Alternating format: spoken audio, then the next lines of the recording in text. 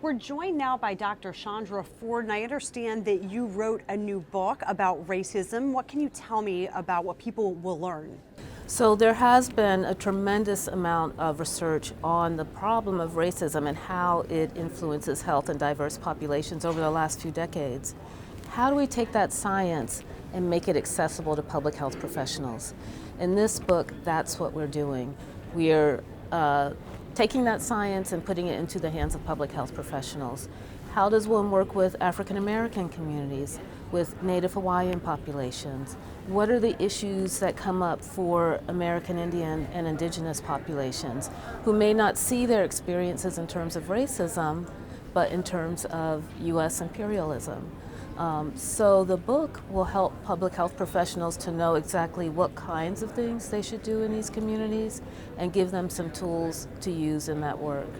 Do you think that racism has not played enough of a role in public health, and why is it an important field to address? Well, actually, there have been people working to achieve health equity by addressing the ways that racism affects both our society and our field for generations. And that history is included in the book, or at least some of it. But now we're at a moment where we cannot proceed without explicitly acknowledging that racism affects the health of people and it affects the way that we do our work in our field. And so we've reached a point where it's no longer acceptable not to proceed without addressing racism explicitly. And what are some strategies that you're looking at to broaden the support for racial equity work? We have to start looking at what are the intersecting and the overlapping ways that racism affects different populations.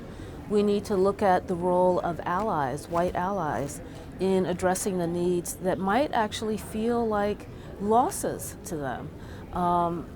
We need to begin to monitor better the ways in which racism operates in public health programs, in our healthcare institutions.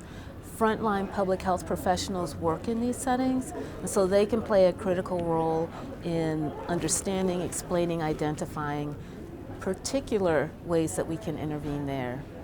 For health practitioners, how can they better advance racial equality work in their fields?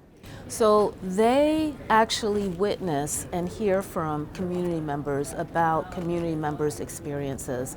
But often, for instance, our intake forms are not necessarily set up to assess information about your community members or your patients' experiences with racism.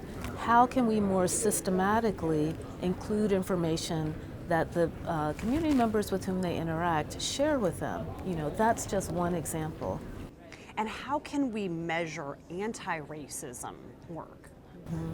We have to begin to shift our way of thinking so that instead of thinking, for instance, only about health impacts, how do we assess health equity impacts so that we can measure not just whether, for instance, a community is improved, but whether those who are most marginalized are benefiting from those improvements.